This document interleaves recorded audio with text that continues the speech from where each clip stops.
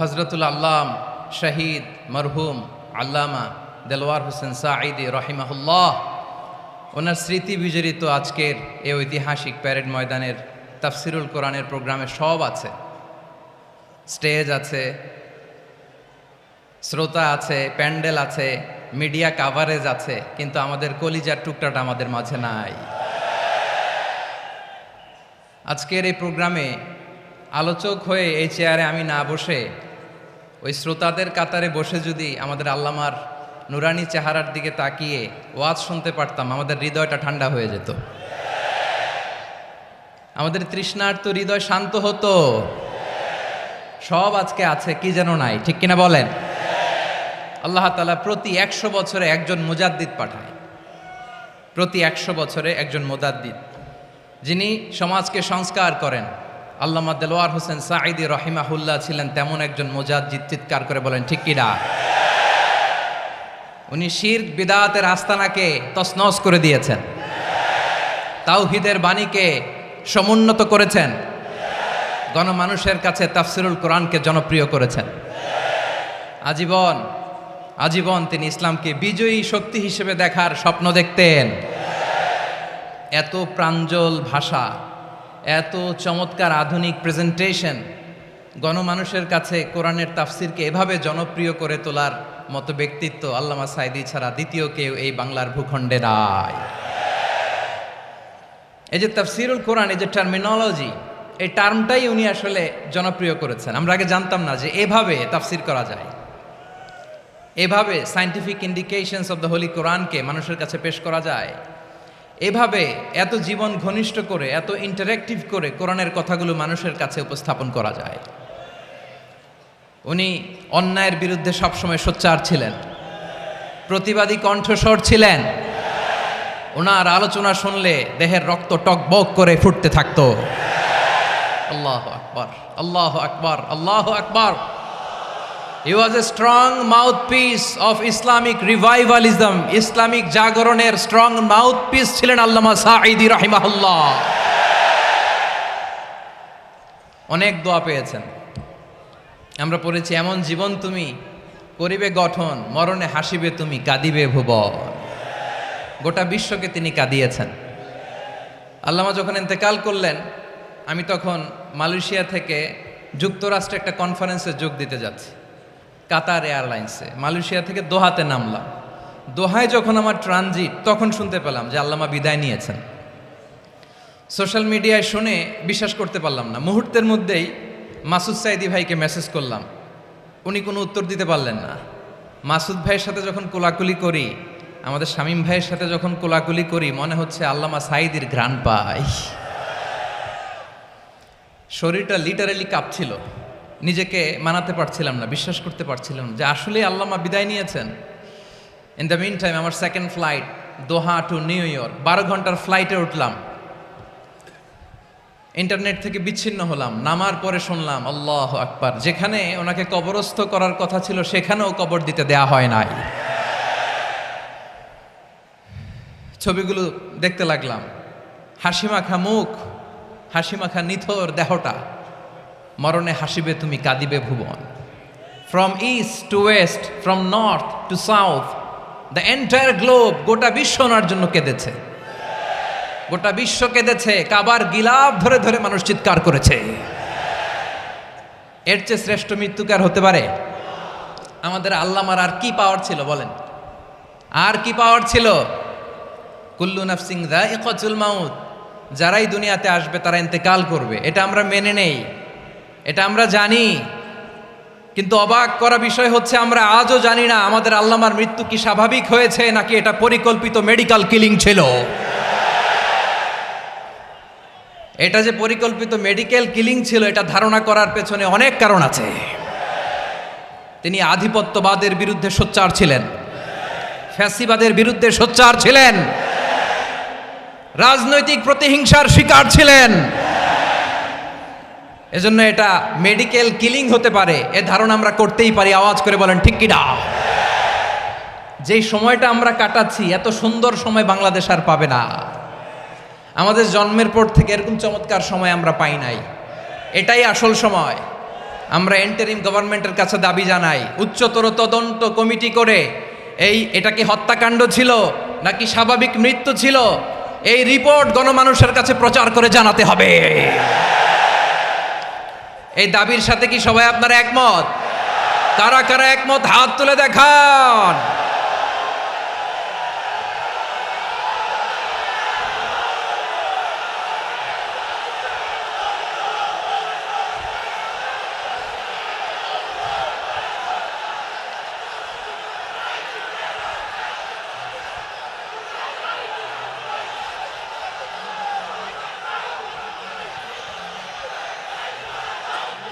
আমার প্রিয় ভাইয়েরা, প্রিয় চট্টলাবাসী, আল্লাহ তাআলা তার এই মুখলেস গোলামকে তার জান্নাতুল ফেরদাউসের মেহমান হিসেবে কবুল করুক, তার জীবনের সকল খেদমাগুলোকে কবুল করুক, জান্নাতুল ফেরদাউসের আলা মাকামে তাকে মেহমান হিসেবে কবুল করুক।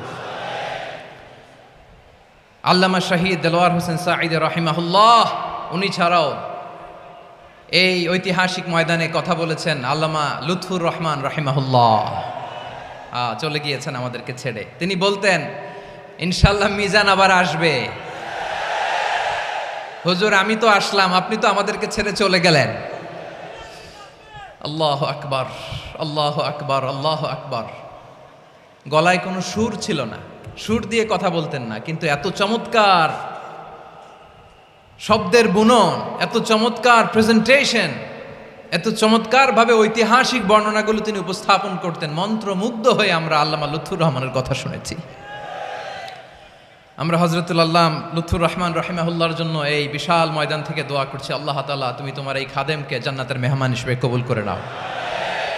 আরো অনেক আল্লামারা এখানে কথা বলেছেন, বিশেষ করে বাইতুল শরফের মরহুম পীর সাহেব হুজুর থেকে শুরু করে আরো যারা যারা তারকাতুল্য ওলামায়ে কেরাম এই চট্টগ্রামের ময়দানে কথা বলেছেন, আলো ছড়িয়েছেন। আমরা এই লক্ষ লক্ষ তাওহীদি জনতাকে নিয়ে তাদের জন্য দোয়া করছি, আল্লাহ তাআলা ওনাদের জীবনের সকল ভুল ত্রুটি ক্ষমা করে দিয়ে তাদেরকে জান্নাতুল ফেরদাউসের মেহমান বানিয়ে নিক। আমরা এই ঐতিহাসিক প্যারেড ময়দানের প্রোগ্রাম থেকে স্মরণ করতে চাই 24-এর ছাত্র নাগরিক অভ্যুত্থানে আমার যে সমস্ত ছাত্র নাগরিক ভাইয়েরা দেহের তাজা রক্ত বিলি দিয়ে নতুন বাংলাদেশ আমাদেরকে উপহার দিয়েছে। বিশেষ করে আপনাদের এই চট্টগ্রামের শহীদ ফয়সাল, শহীদ ওয়াসিম সহ সকল শহীদকে আল্লাহ তাআলা কবুল করুক, আমরা সবাই পড়ি আমিন। প্রিয় ভাইয়েরা, আমি নগণ্য একজন কোরআনের ছাত্র, এত বিশাল মঞ্চে এত বড় প্ল্যাটফর্মে কথা বলা আমার জন্য সাজে না। তারপরও আমাদের মুরব্বীরা আমাদের ডানে বায়ে বসে আছেন, ওনাদের আদেশক্রমে, ওনাদের অনুমতিক্রমে কিছু কথা আজকের এই ঐতিহাসিক প্রোগ্রামে আপনাদের সামনে উপস্থাপন করার চেষ্টা করব। ওমা তৌফিক ইল্লা বিল্লাহ। প্রিয় ভাইয়েরা, 5 দিন ব্যাপী এই তাফসিরুল কোরআনের প্রোগ্রামে অনেক ওলামা হযরত কথা বলেছেন। যারা কোরআন সুন্নাহ থেকে আমাদেরকে কোরআনের কথাগুলো শোনালেন, আমরা যেন সেগুলো আমল করতে পারি, আল্লাহ আমাদেরকে তৌফিক দান করুক। শুরুতে আমাদের নিয়তটাকে খালেস করে নেওয়া দরকার। এই যে গ্যাদারিং, এই যে হিউজ শোডাউন, এগুলো যদি আমাদের নিজেদেরকে পরিবর্তন না করে তাহলে এতে কোনো লাভ নাই। জোরে বলেন ঠিক কিনা? এই প্রোগ্রাম যদি আমাদের জীবনকে পরিবর্তন করে, আমাদের চিন্তার ডিএনএকে চেঞ্জ করে দেয়, তাহলেই চট্টগ্রামের প্যারেড ময়দান সার্থক। আসুন আমরা চিন্তাকে খালেস করে নেই। আমরা সবাই নিয়ত করি যে যতটুকু কথা আমরা কোরআনের আলোকে শুনবো, আমলের নিয়তে শুনবো ইনশাআল্লাহ। বলেন সবাই। আপনারা সবাই ঠিকঠাক আছেন তো? কখন আসছেন আপনারা? সবাই আসছেন কখন? সকালে, কেউ দুপুরে, 9টায়? আল্লাহ আল্লাহ আল্লাহ। দুপুরের খাবার খাওয়ার সুযোগ হয়েছিল? খান নাই?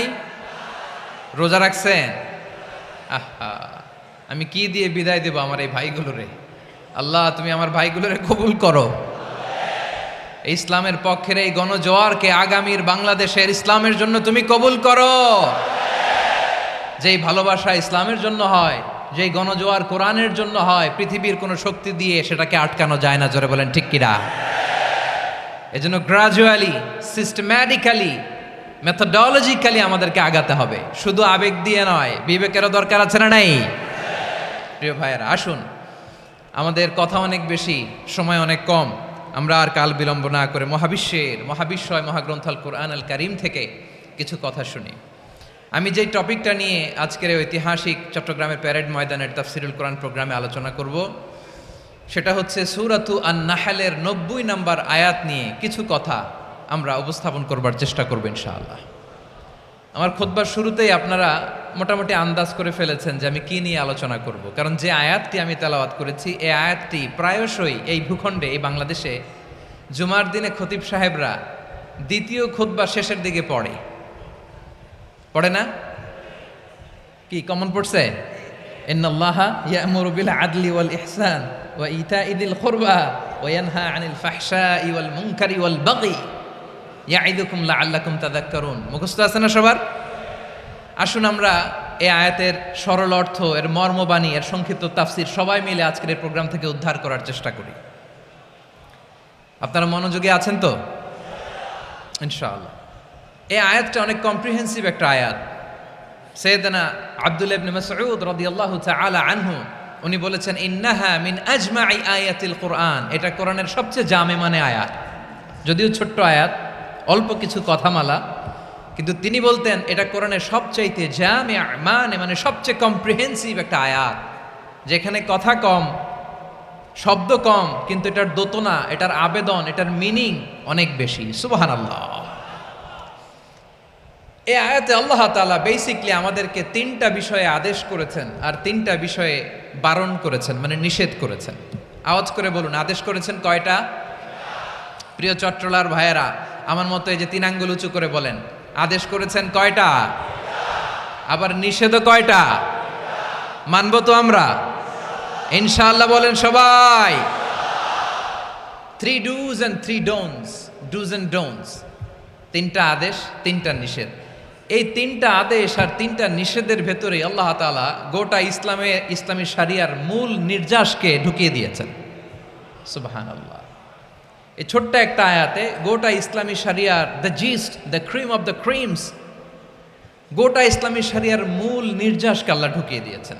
3টা আদেশ আর 3টা নিষেধ। আসুন আমরা সরাসরি কোরআন থেকে শুনি, সবাই পড়ুন। আউযু বিল্লাহি মিনাশ শাইতানির রাজীম। বিসমিল্লাহির রহমানির রহিম। ইন্নাল্লাহা ইয়া'মুরু বিল আদলি ওয়াল ইহসানি ওয়া ইতাই যিল কুরবা ওয়া ইয়ানহা আনিল ফাহশাই ওয়াল মুনকারি ওয়াল বাগি ইয়াইযুকুম লাআল্লাকুম তাযাক্কারুন।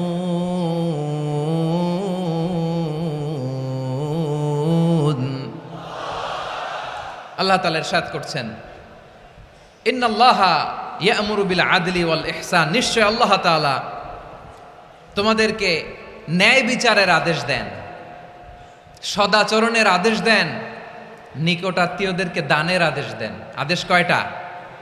আওয়াজ করে সবাই বলুন তো কয়টা? নিশ্চয় আল্লাহ তাআলা তোমাদেরকে ন্যায় বিচারের আদেশ দেন, সদাচরণের আদেশ দেন, তিনি তোমাদের নিকটাত্মীয়দেরকে দানের আদেশ দেন, আর তিনি তোমাদেরকে অশ্লীলতা থেকে নিষেধ করেন, মন্দ কাজ থেকে নিষেধ করেন, অবাধ্যতা সীমা লঙ্ঘন থেকে নিষেধ করেন। তিনি তোমাদেরকে উপদেশ দেন যাতে তোমরা শিক্ষা গ্রহণ করো। সুবহানাল্লাহ। উপদেশ দিচ্ছে স্বয়ং কে? 3টা জিনিসের আদেশ। ইয়া'মুরু বিল আদল, সুবিচার, ন্যায় বিচারের আদেশ তিনি দেন। ইহসানের আদেশ দেন, যাতে আমরা ইহসান করি, একে অপরের প্রতি সুবিচার করি, মহানুভবতা দেখায়, অনুগ্রহ দেখায়, আর নিকট আত্মীয়দেরকে যেন আমরা দান করি। এই 3টা আদেশ তিনি দিয়েছেন। আর কোন 3টা জিনিস থেকে তিনি বারণ করেছেন? অশ্লীলতা, ফাহশা, মুনকার, মানে সব মন্দ আর অসৎ কাজ, এগুলো থেকে তিনি আমাদেরকে বারণ করেন।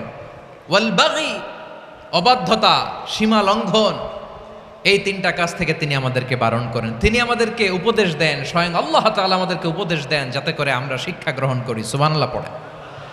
তাহলে আসুন আমরা ধরে ধরে একটা একটা করে সামনের দিকে আগাই। আল্লাহ তাআলা প্রথমে আমাদেরকে আদেশ দিয়েছেন আদালের। ইন্নাল্লাহা ইয়া'মুরু বিল আদল, আওয়াজ করে বলুন আল আদাল।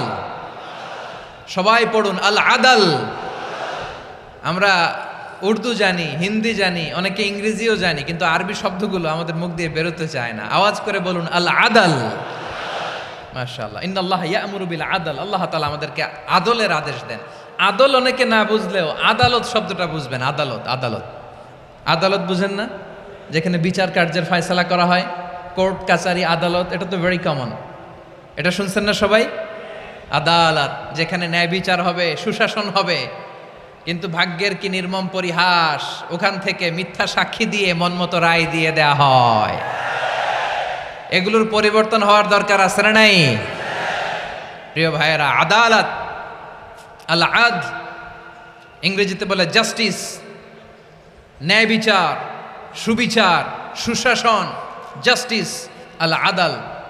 সব জায়গায় এই জাস্টিস থাকা দরকার। Justice should be prevailed in the society. The mission of all prophet was to uphold the justice.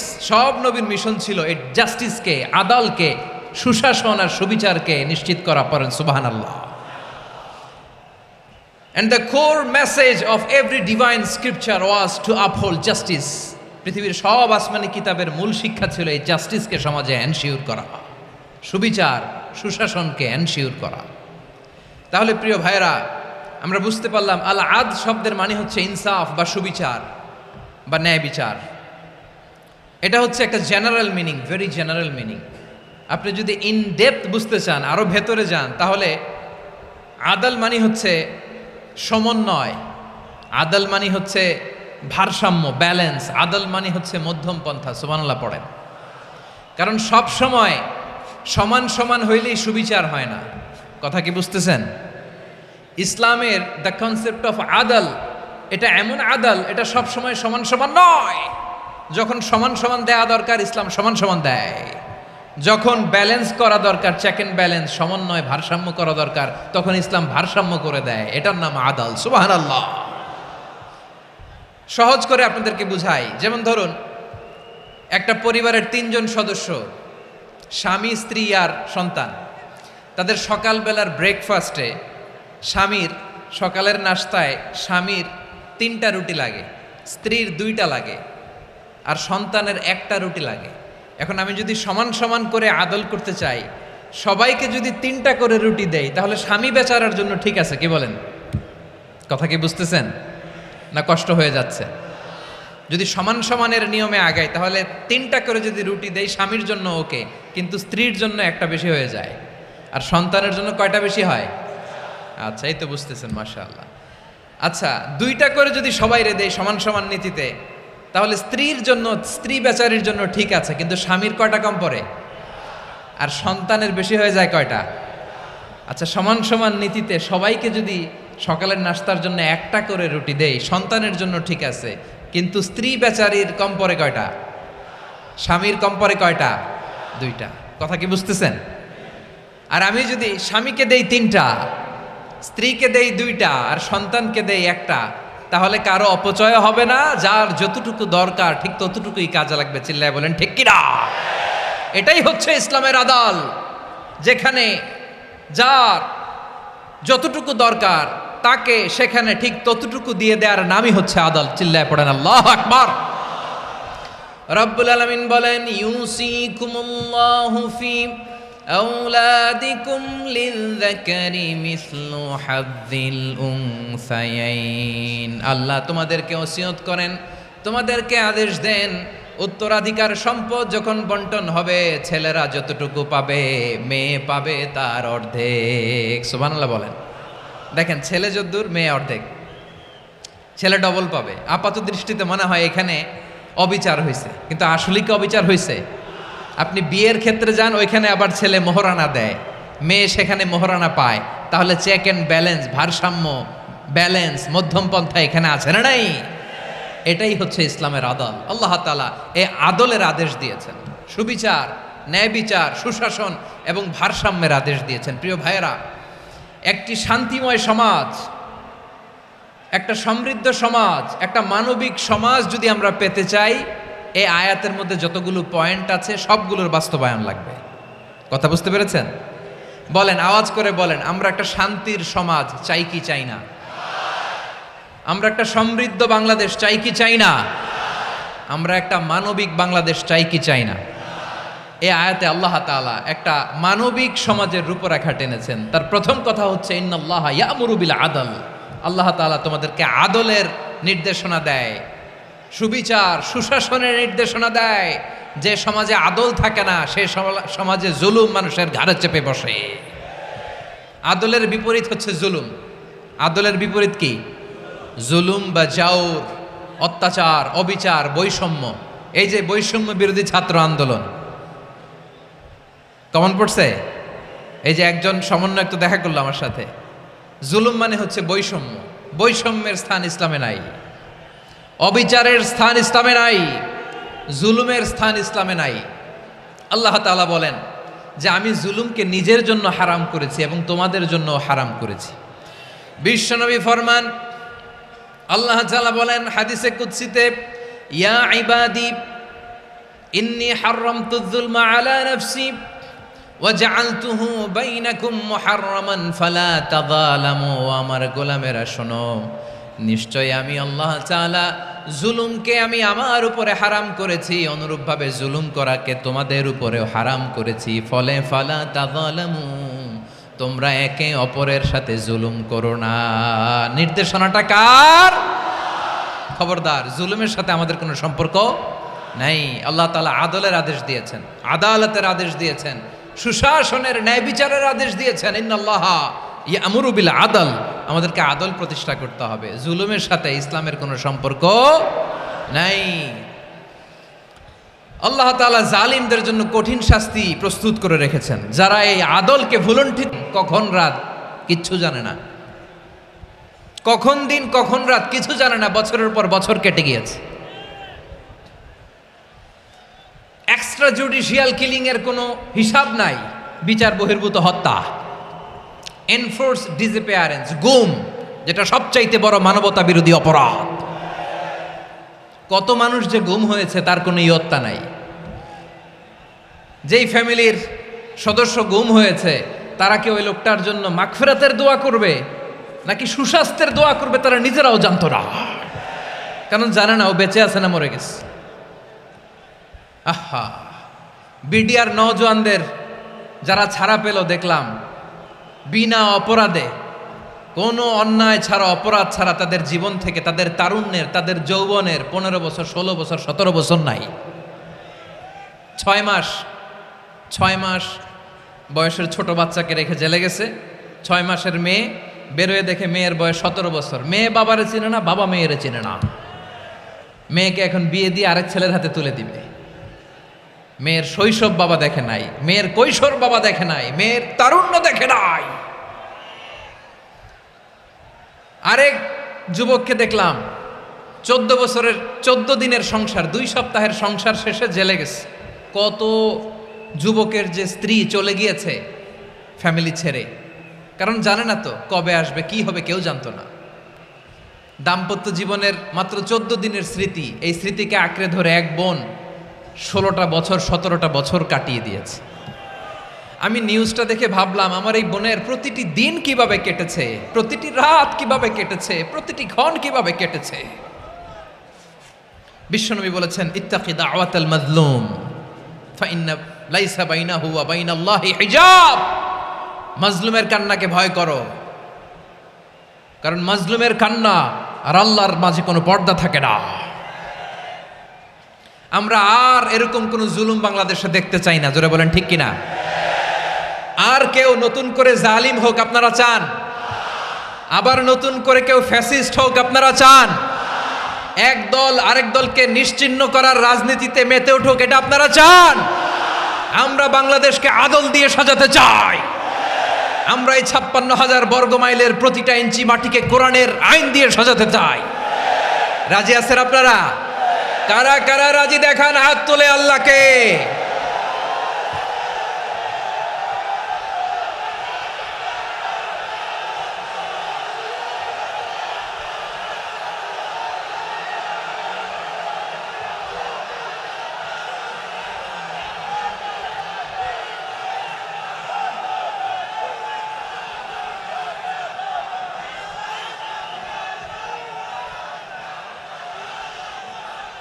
বসুন। আমার প্রিয় বীর চট্টলার তৌহিদি মুসলমান, আমরা আর নতুন করে কেউ জালিম হোক এটা চাই না, নতুন করে আবার কেউ ফ্যাসিস্ট হোক আমরা চাই না, এক দল আরেক দলকে নিশ্চিহ্ন করার রাজনীতি করুক আমরা চাই না। আমরা সুশাসনের বাংলাদেশ চাই, আমরা মানবিক বাংলাদেশ চাই, আমরা একটা সমৃদ্ধ বাংলাদেশ চাই, আমরা বিশ্বের বুকে সম্মান নিয়ে মাথা উঁচু করে দাঁড়াতে চাই, ঠিক কিনা বলেন? আল্লাহ বললেন, এটা যদি তোমরা চাও, একটা সমৃদ্ধ সমাজ যদি বিনির্মাণ করতে চাও, মানবিক সমাজ যদি বিনির্মাণ করতে চাও, আমি তোমাদেরকে সেজন্য প্রথমে আদালতের নির্দেশ দিলাম। ইন্নাল্লাহা ইয়া'মুরু বিল আদল, নিশ্চয় আল্লাহ তাআলা তোমাদেরকে ন্যায় বিচার সুশাসন এটার আদেশ দেন। সুবহানাল্লাহ। আদাল, ন্যায় বিচারের আদেশ আল্লাহ তাআলা কোরআনের বিভিন্ন আয়াতে দিয়েছেন। আল্লাহ তাআলা বলছেন, ইন্নাল্লাহা ইয়া'মুরুকুম আন তুআদ্দুল আমানাতি ইলা আহলিহা ওয়া ইযা হাকামতুম বাইনান নাসি আন তাহকুমু বিল আদল ইন্নাল্লাহা নি'ম্মা ইয়া'iযুকুম বিহি ইন্নাল্লাহা কানা সামিআন বাসীরা। আল্লাহ তাআলা বললেন, আল্লাহ আদেশ দিচ্ছেন, যে ব্যক্তি আমানতের হকদার তার হাতে তোমরা আমানত পৌঁছে দাও, আর যখন তোমরা বিচার কার্য করবে, বিচার ফয়সালা করবে, আদালতের সাথে করো। সুবহানাল্লাহ বলেন। ওয়া ইযা হাকামতুম বাইনান নাসি আন তাহকুমু বিল আদল, আদালতের সাথে করবা। আল্লাহ তাআলা বলেন, যারা জাজ হবে, বিচারক হবে, তাদের যদি বাদী বিবাদীর কারো সাথে শত্রুতা থাকে, কারো সাথে যদি কোনো ধরনের রেষারেষি থাকে, আল্লাহ বলেন বিচার কার্য করতে যে ওই শত্রুতা রেষারেষির কারণে আদালতের বাইরে যে অবিচার করে বিচার করো না। ওয়ালা ইয়াজরিমান্নাকুম শানাআনু কওমিন আলা আল্লা তা'দিলু ই'দিলু হুয়া আকরাবু লিত্তাকওয়া ওয়াত্তাকুল্লাহা ইন্নাল্লাহা খাবীরুম বিমা তা'মালুন। খবরদার কোন জাতির প্রতি, কোন গোষ্ঠীর প্রতি, কোন গোত্রের প্রতি আক্রোশ যেন তোমাদেরকে ন্যায় বিচার থেকে দূরে সরিয়ে না দেয়, বরং আমি আল্লাহর আদেশ হলো ই'দিলু, তোমরা আদল করো, ন্যায় বিচার করো, সুবিচার করো, সুশাসন প্রতিষ্ঠা করো। হুয়া আকরাবু লিত্তাকওয়া, এটাই তাকওয়ার সবচেয়ে কাছাকাছি। সুবহানাল্লাহ বলেন। কোরআনের বিভিন্ন আয়াতে আল্লাহ তাআলা স্পেসিফিকলি ধরে ধরে বিচার করার সময় আমরা যেন আদল করি সেটা বলেছেন। কোরআনের কোন কোন জায়গায় আল্লাহ তাআলা এই আল আদল শব্দটা ব্যবহার করেছেন। আবার একই জিনিস ইনসাফ, সুবিচার, সুশাসন, ন্যায় বিচার, ন্যায় পরায়ণতা বুঝাতে আল্লাহ তাআলা কখনো কখনো আল কিসত শব্দটা ব্যবহার করেছেন। আওয়াজ করে সবাই বলুন আল কিসত। প্রিয় ভাইরা, সবাই আওয়াজ করে আমার সাথে সাথে বলুন আল কিসত। আল্লাহ তাআলা বলেন, ওয়া ইন হাকামতা ফাহকুম বাইনাহুম বিল কিসতি ইন্নাল্লাহা ইউহিব্বুল মুকসিতিন।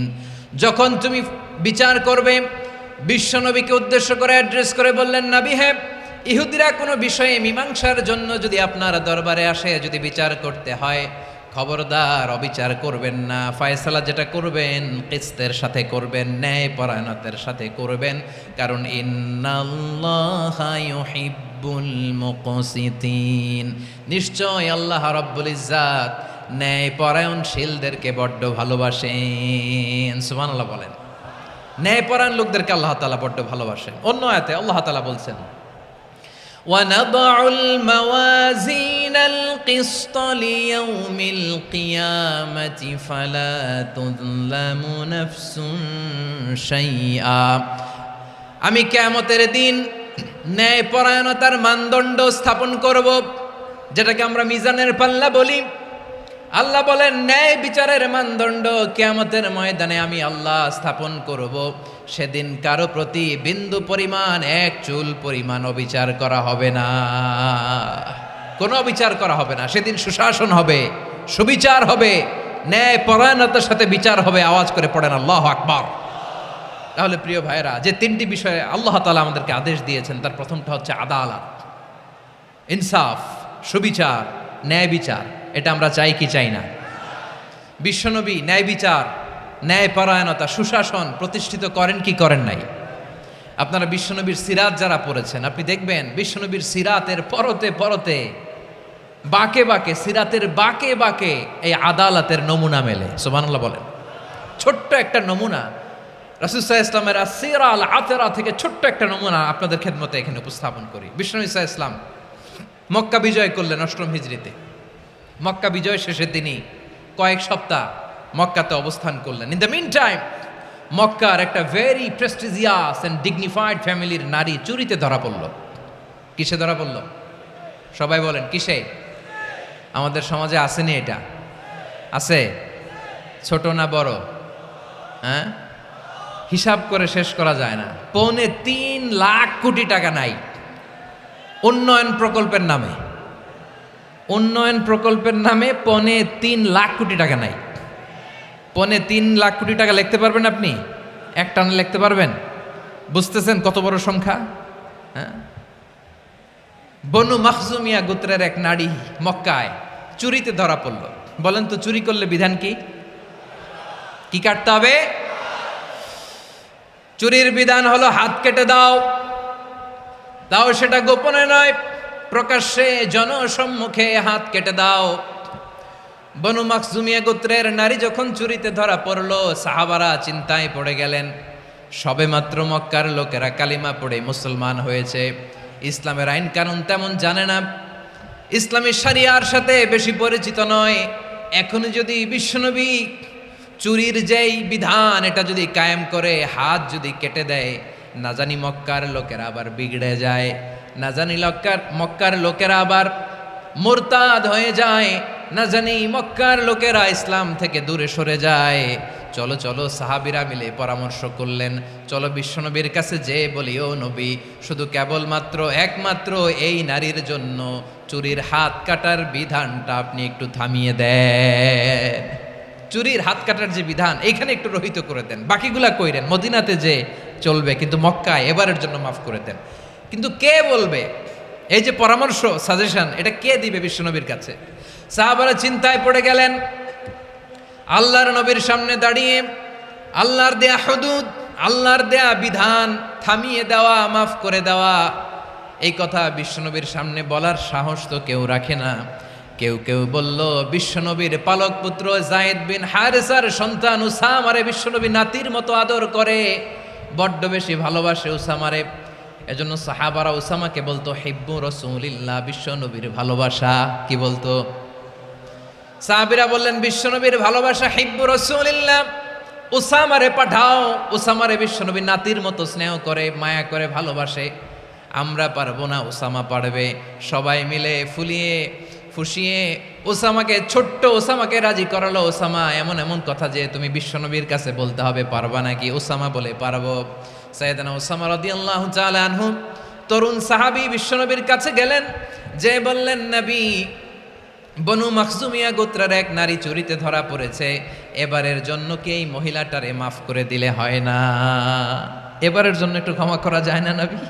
বিশ্বনবী বলেন, আতাশফাউ ফি হাদ্দিম মিন হুদুদিল্লাহ, তোমার এত বড় সাহস উসামা, তুমি আল্লাহর হাত, আল্লাহর দেয়া বিধান, এটার ব্যাপারে সুপারিশ করতে এসেছো?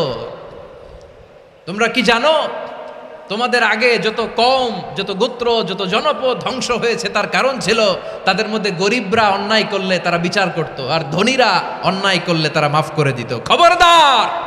ওয়া আইমুল্লাহ লাউ আন্না ফাতিমাতা বিনতি মুহাম্মাদিন সারাকাত লাকাতা মুহাম্মাদুন ইয়াদাহা। বিশ্বনবী বললেন, ওরে ওসামা, বানু মাখজুমিয়ার ওই প্রেস্টিজিয়াস এন্ড ডিগনিফাইড ফ্যামিলির মেয়ে তো দূর কি বাত, অনেক দূরের কথা। জেনে রেখো ওসামা, আমার কলিজার টুকরা নয়নের পুটুলি ফাতেমাও যদি মক্কার জমিনে আজকে এই চুরির দায়ে ধরা পড়তো, আমি বিশ্বনবী মুহাম্মাদুর রাসূলুল্লাহ ধরে ফাতেমার ডান হাতটা কেটে দিতে এক বিলম্ব দেরি করতাম না। ইন্নাল্লাহা ইয়া'মুরু বিল আদল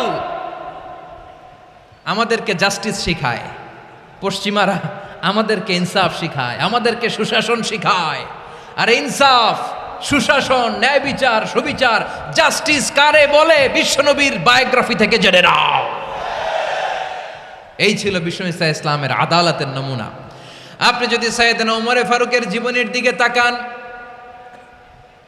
এমন কঠোর, এমন বীর সেনানী ছিলেন। সাইয়েদনা ওমরে ফারুক যদি রাস্তার এই মাথা দিয়ে হাঁটা শুরু করতেন, শয়তান ওমরে ফারুককে দেখলে ওই রাস্তা রেখে দিয়ে অন্য রাস্তা দিয়ে হাঁটতো। সুবহানাল্লাহ। ওমরে ফারুক রাদিয়াল্লাহু তাআলা আনহু কি পার্সোনালিটি ছিল, কি পার্সোনালিটি। আমাদের এলাকায় ছোট বাচ্চারা রাতে ভাত খেতে চায় না, আমার মেয়েটাও খেতে চায় না। এটা দিব, ওইটা দিব, আজকে মাহফিলে আসার সময় বলে দিছে লিস্ট করে এটা এটা আনতে হবে। তো ছোট্ট বাচ্চাদের অনেক বায়না থাকে, ওরা রাতে খেতে চায় না। তো মায়েরা বিভিন্ন ভয় দেখায়, এই বাঘ আসবে, বাঘ আসবে খাও, এই ভূত আসবে, ভূত আসবে খাও। আপনারা কি বলেন চট্টগ্রামে? কি আসবে? হ্যাঁ, ভূত, ভূত, ভূত আসবে, বাঘ আসবে, খাও খাও খাও, তাড়াতাড়ি খাও। তো বাচ্চারা এগুলো শুনে ভয়ে খেতে শুরু করে। মদিনার জামিনেও একই ঘটনা ঘটতো। মদিনার ছোট্ট ছোট্ট সোনামণিরা খেতে চাইতো না। তো মায়েরা বলতো, হা হুয়া ইয়াতি উমর, হা হুয়া ইয়াতি উমর, ওই যে ওমর আসতেছে, ওমর। ওমরে ফারুকের কথা শুনলেই বাচ্চারা একেবারে ঠান্ডা। সুবহানাল্লাহ পড়বেন না? প্রভু তুমি বলেছ রাসূল দেবে না, বলনি দেবে না ওমর, বলনি দেবে না হামজা তারিক, খালিদ বিজয় সমর। প্রভু তুমি বলেছ রাসূল দেবে না, বলনি দেবে না ওমর, বলনি দেবে না হামজা তারিক, খালিদ বিজয় সমর। প্রভু তুমি বলেছ রাসূল দেবে না। আল্লাহু আকবার। ওমরে ফারুক রাদিয়াল্লাহু তাআলা আনহু, ওনার কথা শুনলে গায়ের মধ্যে গুজবাম হয়, গায়ের পশমগুলো দাঁড়িয়ে যায়। সুবহানাল্লাহ বলেন। কি পার্সোনালিটি ছিল, কি ব্যক্তিত্ব ছিল। মুনাফিকরা ওমরে ফারুককে জমের মতো ভয় পেতেন। শয়তান, খোদ শয়তান এই রাস্তা দিয়ে আসলে শয়তান অন্য রাস্তা দিয়ে হাঁটতো। ওমরে ফারুক রাদিয়াল্লাহু তাআলা আনহুর জীবনে যদি দেখেন, তাহলে সেখানে আপনি আদালতের, ইনসাফের, সুশাসনের, জাস্টিসের নমুনা দেখতে পাবেন। কয়টা শুনবেন? সাইয়েদনা ওমরে ফারুকের রাদিয়াল্লাহু তাআলা আনহুর সন্তান আব্দুর রহমান মিশরে মদ খেয়ে মদ্যপ অবস্থায় ধরা পড়েছে। মদ খাওয়ার কারণে, মদ যদি কেউ পান করে আর যদি প্রমাণিত হয়, তার বিচার হলো 80 বেত। আওয়াজ করে বলেন কয় বেত? বাংলাদেশেও তো এই আইন আছে নাকি? বাংলাদেশে আছে? হ্যাঁ, মদ খাইলে 80 বেত, এই আইন বাংলাদেশে চালু হোক। আমরা চাই কি চাই না? চাই সবাই। এজন্যই তো ইসলাম ভাল লাগে না। ইসলামকে ভাল লাগে না।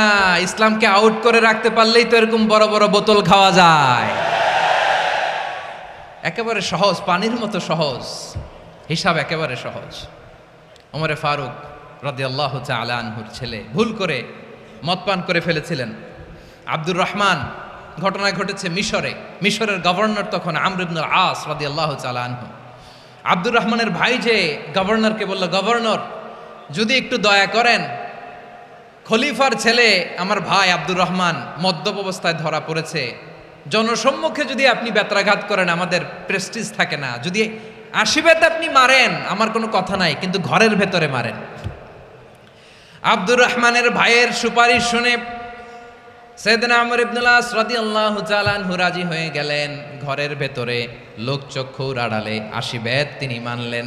কিন্তু ঘটনাক্রমে এই কথা লুকিয়ে লুকিয়ে ঘরের ভেতরে 80 বেত মারার কথা সাইয়েদনা ওমর ফারুক মদিনা থেকে জানতে পারলেন। মদিনা থেকে তিনি ফরমান জারি করলেন, এই বিচার যেমনটি আমর ইবনুল আস আদায় করেছে, এটা প্রকৃতপক্ষে আদায় হয় নাই। আসো সবাই মদিনায় আসো, আমর ইবনুল আস মদিনায় আসো, আব্দুর রহমানও আসো, সবাই আসো, জনসম্মুখে এই বিচার কার্যকর করতে হবে। সাইয়েদনা ওমর ফারুক মসজিদে নববীর পিলারের মধ্যে নিজের ছেলেকে বাঁধলেন, আবার জনসম্মুখে 80টা বেত তার গায়ের মধ্যে মারলেন। মাজমুয়ে ফাতাওয়া লিবনি তাইমিয়া রাহিমাহুল্লাহ উনি এটা নকল করেছেন। এটা সবচেয়ে বিশুদ্ধ মত। আরো অনেক মত আছে, মারা গেছে কবরের উপর, ওগুলো বাদই দিলাম। কেমন খালিফা ছিলেন, কেমন খালিফা! পশ্চিমারা তোমরা জাস্টিস আমাদেরকে শেখাও, ইনসাফ কারে বলে, সুশাসন আমাদেরকে তোমরা শিখাও।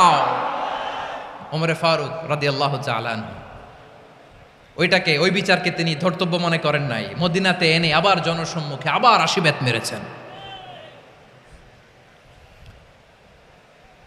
মিশরে ওমরে ফারুক রাদিয়াল্লাহু তাআলা আনহু আমর ইবনুল আসকে গভর্নর করে পাঠালেন।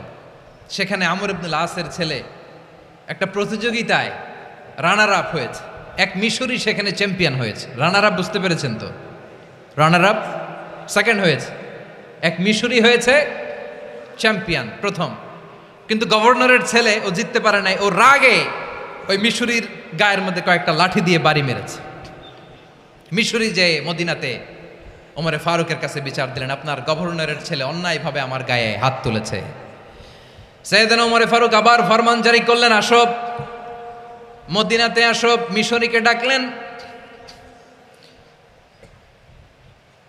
ওই মিশরের গভর্নর আমর ইবনুল আস রাদিয়াল্লাহু তাআলা আনহুকে ডাকলেন, তার ছেলেকেও ডাকলেন। সবাই বসে রইল। আমর ইবনুল আস রাদিয়াল্লাহু তাআলা আনহু মাথা নিচু করে বসে আছেন, লজ্জায় কাচুমাচু। হায় হায়, আজকে আমার ছেলের কারণে আমিরুল মুমিনিন খলিফাতুল মুসলিমিন ওমরে ফারুকের কাছে আমি জনসম্মুখে লজ্জিত হচ্ছি। সাইয়েদনা ওমরে ফারুক বললেন, এই নাও লাঠি।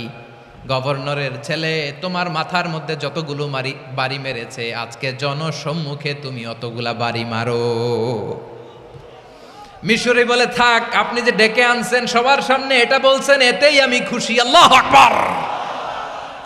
আপনার মহানুভবতা দেখে আমি খুশি, আর অপমানের দরকার নাই। ওমরে ফারুক বলে, না, খবরদার, এই কথা মিশরি তুমি বলো না, মারো, যতগুলা বাড়ি মেরেছে মারো। বাধ্য হয়ে মিশরি আমর ইবনুল আসের সামনে ওনার কলিজার টুকরা সন্তানের মাথার মধ্যে বাড়ি মারতে আরম্ভ করলেন।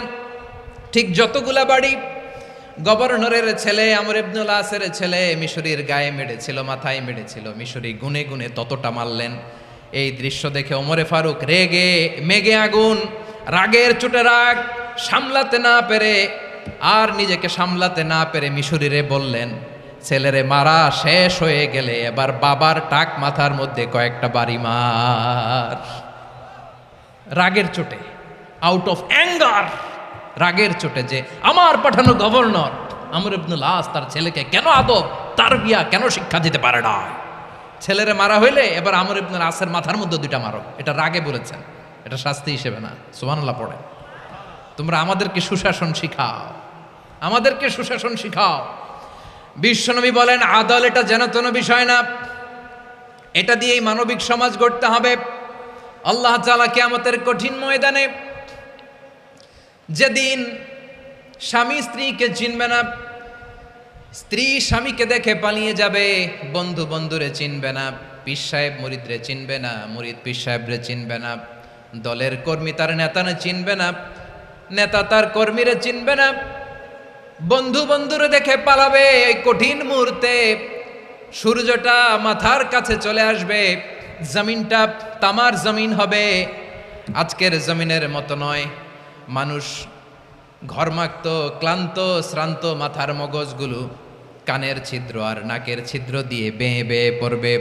বিশ্বনবী ফরমান, কিয়ামতের ওই কঠিন ময়দানে 7 শ্রেণীর ব্যক্তিকে রব্বুল আলামিন তার আরশের নিচে ছায়া দিবেন।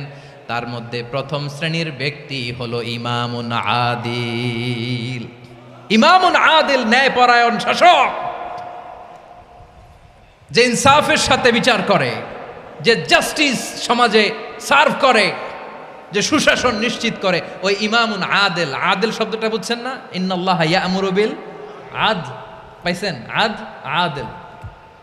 7 শ্রেণীর ব্যক্তিকে আল্লাহ তাআলা সুশীতল আরশের নিচে ছায়া দিবেন, যেদিন তার দেয়া ছায়া ছাড়া কোনো ছায়া থাকবে না। এর প্রথম হচ্ছে ইমামুন আদিল, ন্যায়পরায়ণ শাসক। চিল্লায় বলেন সুবহানাল্লাহ। আবার বিশ্বনবী বললেন, ইন্নাল মুকসিতিনা ইনদাল্লাহি আলা মানাবিরা মিন নূর আন ইয়ামিনির রহমান। কিয়ামতের দিন যারা ন্যায়পরায়ণ হিসেবে আল্লাহর সামনে দাঁড়াবে, কিয়ামতের দিন রব্বুল আলামিন তার আরশের ডান দিকে ওই ন্যায়পরায়ণ লোকদের জন্য আরশের ডান দিকে একটা নূরের মিম্বারে তাদেরকে বসার সুযোগ করে দিবে। আল্লাহর আরশের ডান দিকে ন্যায়পরায়ণ লোকদের জন্য আল্লাহ তাআলা নূরের মিম্বার বানাবে। চারটেখানে কথা মনে করেছেন? আল আদাল, জাস্টিস, ইন্নাল্লাহা ইয়া'মুরু বিল আদল। আল্লাহ তাআলা এই আদালতের নির্দেশনা দেয়, সুবিচার, সুশাসন। প্রিয় ভাইয়েরা, এটা আমরা বাংলাদেশে চাই কি চাই না? এই যে অরাজকতা, এই যে অন্যায়, এই যে জুলুম, এই যে ইনকনসিস্টেন্সি সমাজের অসঙ্গতির প্রধান কারণ জাস্টিস নাই, সুবিচার নাই, সুশাসন নাই। শেষবারের মতো আওয়াজ করে বলেন তো, আমরা বাংলাদেশে আদল চাই কি চাই না? তাহলে প্রথম নির্দেশনা শেষ, আল্লাহ তাআলা তোমাদেরকে আদলের আদেশ দেন। এরপরে আল্লাহ বললেন, আমি তোমাদেরকে ইহসানের আদেশ দেই। ইন্নাল্লাহা ইয়া'মুরু বিল আদলি ওয়াল ইহসান। আমি তোমাদেরকে যেমনি আদলের নির্দেশনা দেই, তেমনি ভাবে তোমাদেরকে ইহসানের নির্দেশনা দেই। ইহসান, আওয়াজ করে সবাই বলেন তো ইহসান। সবাই বলেননি, সবাই বললে এতটুকু আওয়াজ হবে আমি বিশ্বাস করি না। আওয়াজ করে বলুন আল ইহসান। ইহসান মানে কারো প্রতি সফট হার্টেড হওয়া, মহানুভব হওয়া, অনুগ্রহ পরায়ণ হওয়া, অনুগ্রহশীল হওয়া, একে অপরের প্রতি দয়াদ্র হওয়া। একে অপরের প্রতি দয়াদ্র, অনুগ্রহশীল হওয়া ছাড়া মানবিক সমাজ কশিনকালেও গঠন করা সম্ভব না। প্রিয় ভাইয়েরা, সুন্দর আচরণ দিয়ে, ইহসান দিয়ে যা জয় করা যায়, নরম আচরণ দিয়ে যেটা অর্জন করা যায়, কঠোরতা দিয়ে সেটা পারা যায় না। বিষ্ণু ঈসা ইসলাম ইহসান দিয়ে, কোমল আচরণ দিয়ে, তার অনুগ্রহ দিয়ে তিনি অনেক কাফিরের হৃদয়কে জয় করে ফেলেছেন। সাইয়েদনা সুমামা ইবনে উসাল রাদিয়াল্লাহু তাআলা আনহুর কথা মনে পড়ে যায়। তিনি ছিলেন ইয়ামামার বাদশা। মদিনাতে বিশ্বনবীকে হত্যা করার নিয়তে এসেছিলেন। গোপনে গোপনে বিশ্বনবীকে হত্যা করে আবার ইয়ামামাতে তিনি ফিরে যাবেন। কিন্তু কি অবাক করা কাণ্ড, হত্যা করতে পারে নাই, সাহাবাদের হাতে তিনি ধরা পড়ে গেলেন। সাইয়েদনা সুমামা ইবনে উসাল রাদিয়াল্লাহু তাআলা আনহু হত্যার নিয়তে আসলেন, কিন্তু হত্যা করতে পারলেন না। সাহাবারা ওনাকে ধরে ফেললেন, ধরে মসজিদে নববীর পিলারের মধ্যে বেঁধে রাখলেন। সুমামা ইবনে উসাল, সিরাত থেকে শোনেন, সিরাত থেকে শোনাচ্ছি। রাদিয়াল্লাহু তাআলা আনহু ইয়ামামার অধিপতি ছিলেন। ইয়ামামা বিশ্বনবীকে হত্যার জন্য আসছেন, ধরা পড়ে গেছেন, এখন মসজিদে নববীতে বেঁধে রাখছে, তার মানে বন্দী। এখন স্ট্যাটাস কি? বন্দী, ক্যাপটিভ। তো বিষ্ণু ঈসা ইসলাম সাহাবাদেরকে বললেন, তার খোঁজ খবর নিও, সুমামা ইবনে উসালের খোঁজ খবর নিও। সাহাবার বলেন, ইয়া রাসূলুল্লাহ, আপনাকে হত্যা করতে এসেছে, তার তো কঠিন ক্যাপিটাল পানিশমেন্ট হওয়া দরকার, কঠিন শাস্তি হওয়া দরকার। বিশ্বনবী বললেন, না, আমি যেটা জানি তোমরা সেটা জানো না, তোমরা সুমামার সাথে ভালো আচরণ করো। বিশ্বনবী সুমামার কাছে গেলেন। প্রথম দিন যে তিনি কালেমার দাওয়াত দিলেন, ইমানের দাওয়াত দিলেন, ইসলামের দাওয়াত দিলেন, রিসালাতের দাওয়াত দিলেন, আখিরাতের দাওয়াত দিলেন। পরের দিন যে বিশ্বনবী সালাতের দাওয়াত দিলেন, যাকাতের দাওয়াত দিলেন, ইসলাম কি, কিভাবে, কেমন করে পালন করতে হয় চমৎকার আর্টিকুলেট করতে শুরু করলেন। তন্ময় হয়ে সুমামা ইবনে উসাল রাদিয়াল্লাহু তাআলা আনহু বিশ্বনবীর কথাগুলো শুনতে আরম্ভ করলো। একদিন নয়, 2 দিন নয়, টানা 3 দিন বিশ্বনবী সুমামার কাছে ইসলামকে প্রেজেন্ট করেছেন, উপস্থাপন করেছেন। আওয়াজ করে বলেন, কয় দিন? 3 দিন। 3 দিন মসজিদে নববীতে বাঁধা। আর সাহাবীদেরকে বললেন, তার খোঁজ খবর নিও, তোমরা যে রুটি বানাও এর মধ্যে সবচেয়ে ভালো আটার রুটিটা তারে দিও, সবচেয়ে রিফাইন্ড খেজুর, যেটা পিওর খেজুর, এটা তারে দিও। আর বিশ্বনবী নিজের উট থেকে দুধ দহন করে ওনার বাড়ির এক কর্মচারীকে বলেছেন, দুধ দহন করে সুমামার জন্য নিয়ে যেও। সুবহানাল্লাহ পড়বেন না? সবাই তো অবাক, ইয়ামামা থেকে আসছে নবীকে হত্যা করতে, বিশ্বনবী দেখে তারে জামাই আদর করে, তাকে মজার মজার খাবার দিও, দুধ দিও, আদর আপ্যায়ন করো। 1 দিন নয়, 2 দিন নয়, টানা 3 দিন বিশ্বনবী এভাবে সুমামার কাছে যেয়ে ইসলামকে প্রেজেন্ট করতে আরম্ভ করলেন, ইসলামকে উপস্থাপন করতে শুরু করলেন। আর তাকে চমৎকার এন্টারটেইনমেন্ট, আপ্যায়ন দিতে আরম্ভ করলেন। টানা 3 দিন যখন ইসলামের দ্য বিউটিজ অফ ইসলাম, ইসলামের সুমহান বাণী, সৌন্দর্য তার কাছে উপস্থাপন শেষ, তাকে আপ্যায়ন শেষ, বিশ্বনবী বললেন সাহাবেদেরকে, যাও এবার সুমামার হাতের পায়ের রশি দুটো খুলে দাও। তারা বললেন, ইয়া রাসূলুল্লাহ, কি বলেন আপনি?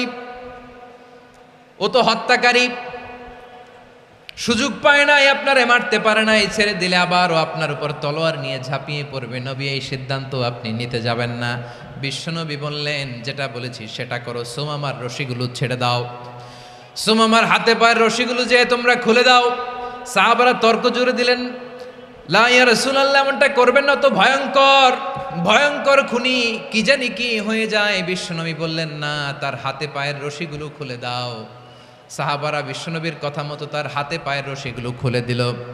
সুমামা মুহূর্তের মধ্যে মসজিদে নববী থেকে বের হয়ে ইয়ামামায় ফিরে না যে মসজিদে নববীর পাশে একটা খেজুর বাগান ছিল, সেখানে চলে গেলেন। সেখানে একটা ছোট্ট কুয়া ছিল, কুয়ার পানি দিয়ে তিনি গোসল করলেন। সুবহানাল্লাহ পড়েন। কুয়ার পানি দিয়ে গোসল করে মসজিদে নববীর সামনে এসে বিশ্বনবী এবং সাহাবাদের সামনে দাঁড়িয়ে সাব্বাবা উঁচু করে বললেন, আশহাদু আল্লা ইলাহা ইল্লাল্লাহ ওয়া আশহাদু আন্না মুহাম্মাদান আবদুহু ওয়া রাসূলুহু। আল্লাহু আকবার। আমি সাক্ষ্য দিচ্ছি আল্লাহ ছাড়া কোনো ইলাহ নাই, আর মুহাম্মদ আল্লাহ তাআলার প্রেরিত বান্দা এবং রাসূল। প্রিয় ভাইয়েরা, ইহসান দিয়ে যা জয় করা যায়, কঠোরতা দিয়ে সেটা কঠিনকালেও জয় করা যায় না। আওয়াজ করে বলেন ঠিক কি না? এবার সুমামা দাঁড়িয়ে বলে, ওগো নবী, আমি তো কালিমা পড়ে মুসলমান হয়ে গেলাম, এবার শোনেন, এই মুহূর্তের আগে আপনার চেহারার চাইতে নিকৃষ্ট কোনো চেহারা আমার কাছে ছিল না, কিন্তু শাহাদা পাঠ করার পরে আপনার চেহারার চাইতে উত্তম শ্রেষ্ঠ কোনো চেহারা আমার কাছে আর নাই। ও নবী, আজকের দিনের আগে ইসলাম ধর্মের চেয়ে নিকৃষ্ট অপছন্দনীয় কোনো ধর্ম আমার কাছে ছিল না, কিন্তু এই মুহূর্ত থেকে ইসলামের চেয়ে সেরা শ্রেষ্ঠ পছন্দনীয় কোনো ধর্ম আমার কাছে নাই। নবী গো, আজকের দিনের আগে মদিনার চাইতে অপছন্দনীয় নিকৃষ্ট কোনো শহর আমার কাছে ছিল না, কিন্তু এই মুহূর্তের পর থেকে মদিনার চাইতে কোনো শ্রেষ্ঠ শহর আমার জানা নাই। সে ছিল গমের বড় ডিলার, গম বেচতো। কি বেচতো? তার গম কিনে মক্কার লোকেরা রুটি খাইতো। সে ঘোষণা দিল, আজকে থেকে মক্কাবাসীদের জন্য সব গম আমি হারাম করে দিলাম, মক্কাবাসী এখন না খেয়ে মরে। সুবহানাল্লাহ পড়বেন না? মক্কাবাসী বিশ্বনবীর কাছে আসলেন, এসে বললেন, মুহাম্মদ, আমরা তো তোমার ভাই, তোমার চাচা, তোমার ভাতিজা, তোমার আত্মীয়, তুমি সুমামারে বলো সে যেন আবার গমের সাপ্লাই মক্কার জন্য অনুমতি দিয়ে দেয়। বিশ্বনবীর অনুমতি ক্রমে সুমামা আবার মক্কাতে গম পাঠাতে শুরু করলো। পড়েন সুবহানাল্লাহ। ইহসান, ইহসান দিয়ে আপনি যেটা জয় করতে পারবেন, you can win the heart of your enemies. ইহসান দিয়ে আপনি আপনার শত্রুর হৃদয়কে জয় করতে পারবেন। আওয়াজ করে বলেন ঠিক কি না? এজন্য আল্লাহ বললেন, ওয়া আনফিকু ফি সাবিলিল্লাহি ওয়া লা তুলকু বিআইদিকুম ইলাত তাহলুকা ওয়া আহসিনু ইন্নাল্লাহা ইউহিব্বুল মুহসিনিন। তোমরা আল্লাহর রাস্তায় দান করবে আর নিজেরা নিজেদেরকে ধ্বংসের হাতে ঠেলে দিও না। তোমরা একে অপরের প্রতি ইহসান করবে, কারণ ইহসানকারীদেরকে আল্লাহ বড্ড ভালোবাসেন। সুবহানাল্লাহ পড়েন।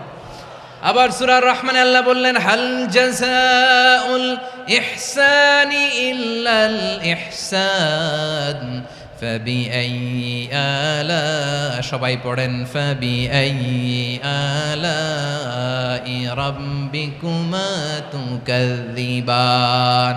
ইহসানের প্রতিদান হিসেবে ইহসানি হয়। বিশ্বনবী সুমামার প্রতি যেমন ইহসান করেছেন, সুমামাও ঠিক তেমন ইহসান ফিরিয়ে দিয়েছে। ঠিক কিনা বলেন?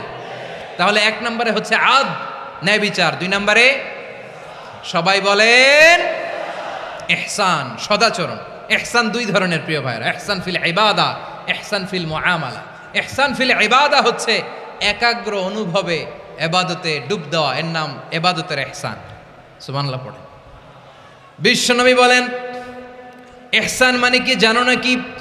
হাদিসে জিবরিলে সাইয়েদনা জিবরিল আলাইহিস সালাম বিশ্বনবীকে বললেন, আখবিরনি আনিল ইহসান। নবী আমাদেরকে বলেন ইহসান মানে কি? বিশ্বনবী বললেন, আনতা আবুদাল্লাহা কাআন্নাকা তারাহু ফাইন লাম তাকুন তারাহু ফাইন্নাহু ইয়ারাক। ইহসান মানে হলো এমন ভাবে তুমি আল্লাহর সামনে নিজেকে উজাড় করে ইবাদত করবে, তুমি ভাববে তুমি আল্লাহকে দেখতে পাচ্ছ, আর এটা যদি ভাবা তোমার জন্য কঠিন হয়ে যায়, অন্তত এতটুকু তুমি ভাববা যে আল্লাহ তোমাকে দেখতে পাচ্ছেন। ঠিক কিনা বলেন?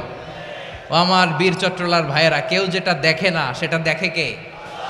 এই বিশ্বাস হৃদয়ের মধ্যে আছে? নামাজে যখন দাঁড়ান এই ফিলিংসটা আনা যাবে? হ্যাঁ, এশার সালাত তো এখনো হয় নাই না? আলোচনা শেষে এশার সালাত এখানে অনুষ্ঠিত হবে, তাই না? আচ্ছা বলুন তো, আমরা এশার সালাত পর্যন্ত বেঁচে থাকবো এই গ্যারান্টি আছে কার কার? হাত তোলেন। কয়েকজন হাত তুলছে পেছনে, না বুঝে তুলে ফেলছে। এশা পর্যন্ত যে আমরা হায়াত পাবো কোনো গ্যারান্টি আছে? সবাই আওয়াজ করে বলেন, গ্যারান্টি আছে? গ্যারান্টি নাই। এই জন্য বিষ্ণু ইসলাম বলেছে, এমনভাবে নামাজে দাঁড়াও, ইবাদত করো, মনে করো হতে পারে এটাই আমার জীবনের শেষ নামাজ। Perform the Salah as if this is your last and final prayer. এমনভাবে সালাতে দাঁড়াও, ভাবো হতে পারে এটাই তোমার জীবনের শেষ নামাজ। এমনভাবে নামাজে দাঁড়াও, ভাবো এটাই শেষ নামাজ। তাহলে নামাজে একাগ্রতা বাড়ায় দিবে কে? ফলে ইবাদতের ইহসান আমাদের অর্জিত হবে। আর মুআমালাতে ইহসান হলো,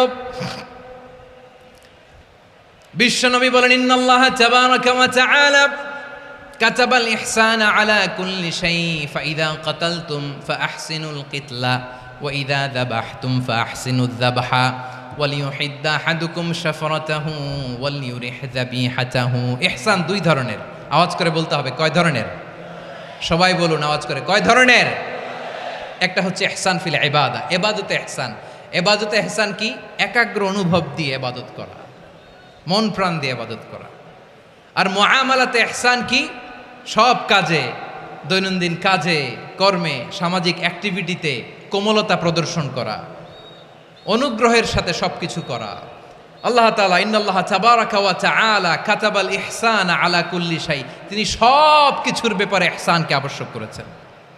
সব কিছুতে মুমিনের সব কাজে ইহসানের পরশ থাকবে। ওয়া ইযা কাতালতুম ফাহসিনুল কিতলা, বিশ্বনবী বলেন তুমি যখন কাউকে হত্যা করো ইহসানের সাথে করো। সুবহানাল্লাহ পড়বেন না? যখন হত্যা করো তখনও ইহসানের সাথে। আচ্ছা হত্যা করবো আবার ইহসান আসবে করতে করে, তো মেরেই ফেলবো আমি। আল্লাহ, ও ভাই একজন খুন করেছে, খুনি, রাষ্ট্রীয় আইনে তার শাস্তি হয়েছে ডেথ পেনাল্টি, মৃত্যুদণ্ড। এখন মৃত্যুদণ্ড দেখে আপনি যেমনি মন চায় তেমনি মারবেন লোকটারে? ওর নাক কেটে ফেলতে পারবেন? ওর কান কাটতে পারবেন? ওর চোখ উপড়ে ফেলতে পারবেন আপনি? যেমন মন চায় তার অঙ্গহানি করা যাবে না। ইহসানের সাথে তাকে হত্যা করো। সুবহানাল্লাহ, this is Islam, this is the true essence of Islam. ওয়া ইযা যাবাহতুম ফাহসিনুয যাবহা, যখন জবাই করবে তখনও ইহসানের সাথে জবাই করো। করব জবাই, ওইখানেও নাকি ইহসান।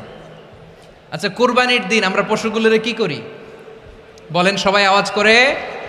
জবাই। জবাই মানে তো এটার মেরেই ফেলতেছি, একটু পরে তো টুকরো টুকরো করে গোশতগুলো খাবো, এটা তো খাবো, এটা তো মেরেই ফেলবে। বিষ্ণু বলে না, জবাইয়ের মধ্যেও মুমিনের জবাইয়ের ভেতরেও ইহসানের পরশ থাকা চাই। যখন জবাই করবে প্রাণীটাকে হাত পা টাইট করে বেঁধে নাও, ছুরিটাকে শার্পেন করে নাও, ধারালো করে নাও, যাতে অল্প সময়ে জবাইটা হয়ে যায়, প্রাণীটা যাতে কম কষ্ট পায়। সুবহানাল্লাহ পড়ে। দিস ইজ কল্ড ইহসান। ইহসান আল্লাহ তাআলা যেমনি আদলের আদেশ করেছেন, ন্যায় বিচার, জাস্টিস এনশিওর করতে বলেছেন, সমাজে ইহসানের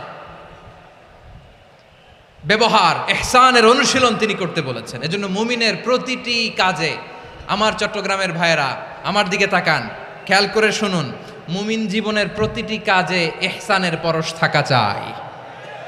আমরা যেন আমাদের পরিবারের প্রতি ইহসান করি, আমরা যেন আমাদের কর্মচারীদের প্রতি ইহসান করি, আমরা যেন আমাদের কলিগদের প্রতি ইহসান করি, আমরা যেন আমাদের ভাইদের প্রতি ইহসান করি।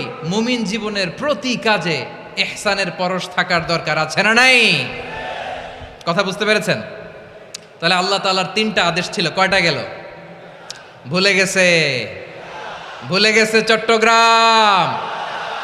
তিনটা আদেশের মধ্যে কয়টা বললাম? প্রথমে কি ছিল?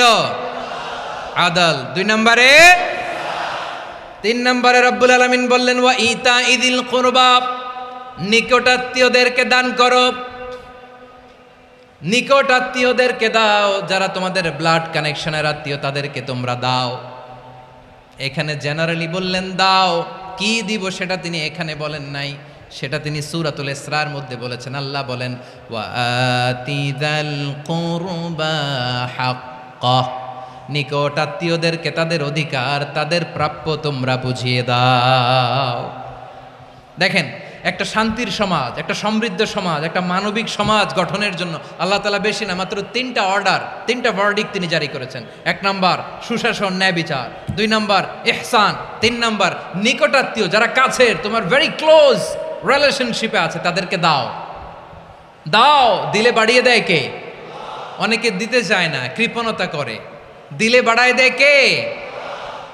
ও মিয়া, মদিনার মধ্যে সবচাইতে গরিব সাহাবী ছিল বেলাল রাদিয়াল্লাহু তাআলা আনহু। ওনার এন্টায়ার অ্যাসেট, সম্পদের পরিমাণ কতদূর জানেন? একটা লুঙ্গি। বেলাল রাদিয়াল্লাহু তাআলা আনহু, ওনার টোটাল ওয়েলথের এস্টিমেশন হচ্ছে মাত্র একটা লুঙ্গি। একটা লুঙ্গি, টোটাল ওয়েলথ এস্টিমেশন, টোটাল সম্পদের পরিমাণ বেলাল রাদিয়াল্লাহু তাআলা আনহুর কি ছিল? কথা বোঝে নাই বোধহয়, কি ছিল? ওই বেলাল রাদিয়াল্লাহু তাআলা আনহুকে বিষ্ণু ইসলাম বলেছেন, আনফিক ইয়া বেলাল, ও বেলাল তুমিও দাও। ওয়ালা তাখশা মিন যিল আরশি ইখলালা, আরশের অধিপতির তো কোনো ঘাটতি নাই, তুমি দিলে ওই আল্লাহ তোমারে বাড়ায় দিবে। এজন্য আমার প্রিয় ভাইয়েরা, দিলে কমে না, দিলে বাড়ে। অনেকে ধরে রাখে, নতুন কিছু নিতে পারে না, হাত দিয়ে যেটা ধরে রেখেছেন এটা দিয়ে দেন, বড় একটা ধরার সুযোগ পাবেন। জোরে বলেন ঠিক কিনা? ধরেন 5 কেজি ওজনের একটা ধরে রাখছেন, এখন 10, এটা না ছাড়লে 10 কেজি ধরতে পারবেন আপনি? আচ্ছা, 10 কেজির জিনিস একটা আছে হাতে, ওইটা যদি ছেড়ে দেন তাইলেই না 15 কেজি ধরতে পারবেন। কথা বলেন ঠিক কিনা? তাহলে দিলে বাড়িয়ে দেয় কে? রব্বুল আলামিন বললেন 3 নাম্বার আদেশ হলো তোমাদের প্রতি, সমাজটারে কেমন করে মানবিক সমাজ, সুন্দর সমাজ গড়বা। 3 নাম্বার আদেশ হলো ওয়া আতিদাল কুরবা হাক্কা, নিকটাত্মীয়দেরকে তাদের প্রাপ্য বুঝিয়ে দাও। এই নিকটাত্মীয়দেরকে তাদের অধিকার বুঝিয়ে দেওয়া, প্রাপ্য বুঝিয়ে দেওয়াতে আমাদের গাফলতি আছে না নাই? চট্টগ্রামে নাই? মাশাআল্লাহ আছে, আছে। অনেকে দেখবেন অনেক আল্লাহওয়ালা, তাহাজ্জুদ গুজার, সেজদা দিতে দিতে কপালে কালো দাগ ফেলে দিছে, সে তার বোনের হকটা আদায় করে নাই। আছে না নাই? হ্যাঁ, এখানেও আছে। সর্বনাশ। অনেক বড় হাজী সাহেব, বিশাল লম্বা দাড়ি, ছেলেরে সব দিয়ে দিছে, মেয়েরে কিছু দেয় নাই, মেয়ের হক আদায় করে নাই। আছে না নাই? এই হাজী সাহেবেরা, এই আল্লাহওয়ালারা কিয়ামতের ময়দানে আটকে যাবে। আপনি অন্যের অধিকার নষ্ট করেছেন, তাদের রাইটসকে ভায়োলেট করেছেন। এজন্য আল্লাহ তাআলা বলেন, কারো অধিকার যদি কেউ নষ্ট করে, ওই সমাজটা মানবিক সমাজ কঠিনকালেও হতে পারে না। এজন্য 3 নম্বর আল্লাহ বললেন ওয়া ইতা ইদিল কুরবা, নিকটাত্মীয়দেরকে দাও। কি দিবা? তাদের অধিকার দিয়ে দাও। বোনের অধিকার বুঝিয়ে দাও, মেয়ের অধিকার বুঝিয়ে দাও, ফুফুর অধিকার বুঝিয়ে দাও। দেখবেন অনেক মায়েরা ছেলের পাতে মুরগির রান দেয়, মেয়ের পাতে দেয় মুরগির ঠ্যাং। এরকম আছে না নাই? ছেলেরা কি দেয়? মুরগির। মেয়ের পাতে কি দেয়? তো মেয়ের কি মুরগির রান খেতে মনে চায় না? মনে চায় না? এমনটা করা যাবে না। নিকটাত্মীয়দেরকে অধিকার দিয়ে দাও, নিকটাত্মীয়ের সাথে সুসম্পর্ক রাখো। আদেশটা কার? এজন্য প্রিয় ভাইয়েরা, জীবনে যদি বারাকা অর্জন করতে চান, নিকটাত্মীয়দের সাথে সুসম্পর্ক রাখতে হবে, তাদের জন্য উপহার পাঠাতে হবে। বিশ্বনবী বলেন লা ইয়াদখুলুল জান্নাতা কাতে, যে ব্যক্তি আত্মীয়তার সম্পর্ককে ছিন্ন করে দেয়, সে কশিনকালেও আল্লাহর জান্নাতে ঢুকবে না। আপনি কি এটারে সহজ হাদিস মনে করছেন? এটা সহজ কথা? আপনি ভাবছেন আপনার নামাজ আপনারে বাঁচাতে পারবে, আপনার রোজা বাঁচাতে পারবে, আপনার তাহাজ্জুদ আপনারে বাঁচাতে পারবে? আপনি অধিকার নষ্ট করলে কিছুই আপনারে বাঁচাতে পারবে না। এজন্য নিকট আত্মীয়দেরকে দিতে হবে বেশি বেশি। বিশ্বনবী বলেন ইন্না সাদাকাতা আলাল মিসকিনি সাদাকা ওয়া আলা যির রাহিমি ইসনাতান সাদাকাতুন ওয়া সিলা। মিসকিন রে দান করলে শুধু দানের সওয়াব হয়, নিকট আত্মীয়কে দান করলে 2টার সওয়াব হয়, সাদাকার সওয়াব হয়, আবার আত্মীয়তার বন্ধন অটুট রাখার সওয়াব হয়ে যায়। আবার বিশ্বনবী বললেন মান সাররাহু আইয়ুবসাতা লাহু ফি রিজকিহি ওয়া ইউনসা লাহু ফি আসারিহি ফালইয়াসিল রাহিমা। যে ব্যক্তি তার রিজিকের প্রশস্ততা চায় আর হায়াতে বরকত চায়, সে যেন তার আত্মীয়ের সাথে সুসম্পর্ক রাখে। আমার প্রিয় চট্টলার ভাইয়েরা, আমাদের রিজিকে আমাদের রিজিক বাড়ুক, এটা আমরা চাই কি চাই না? সবাই চান? হ্যাঁ, আমাদের রিজিকে প্রশস্ততা আসুক, চাই কি চাই না? আমাদের হায়াতে বরকত আসুক, আমরা চাই কি চাই না? এই দুইটা যদি চান তাহলে নিকটাত্মীয়দের সাথে সুসম্পর্ক রাখবেন, পারবেন? তাহলে সমাজটারে মানবিক সমাজ বানায় দিবে কে? তিনটা আদেশ চলে গেল, কয়টা? আওয়াজ করে বলেন। 1 নম্বরে কি ছিল? 2 নম্বরে, 3 নম্বরে নিকটাত্মীয়দেরকে দান। আপনাদেরকে আরো শোনার আগ্রহ আছে? আপনাদের মনোযোগ আছে না গেছে? কষ্ট হচ্ছে না? মাশাআল্লাহ, মাশাআল্লাহ। তাকবীর পড়ুন, লিল্লাহে তাকবীর।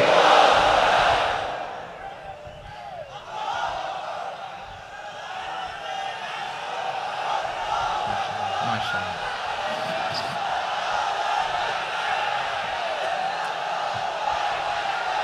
আমার প্রিয় ভাইয়েরা, আল্লাহ তাআলা তিনটা জিনিসের যেমনি আদেশ করেছেন, অনুরূপভাবে তিনটা বিষয় তিনি বারণ করেছেন, নিষেধ করেছেন। ওগুলোর কাছেও যাওয়া যাবে। শুনবেন। রাব্বুল আলামিন বলেন, ওয়ায়ানহা আনিল ফাহশাই ওয়াল মুনকারি ওয়াল বাগি। আমি যেমনি তিনটি বিষয়ে আদেশ করলাম, অনুরূপভাবে তিনটি বিষয়ে বারণ করলাম, নিষেধ করলাম। আমার 1 নাম্বার নিষেধাজ্ঞা হলো অশ্লীলতার প্রতি। ফাহশা, ওয়ায়ানহা আনিল ফাহশা, আল্লাহ তাআলা অশ্লীলতাকে নিষেধ করেছেন। কোন জিনিসকে? সবাই বলুন, কোন জিনিসকে? যত ধরনের, যত টাইপের, যত ক্যাটাগরির অশ্লীলতা হতে পারে, সব অশ্লীলতাকে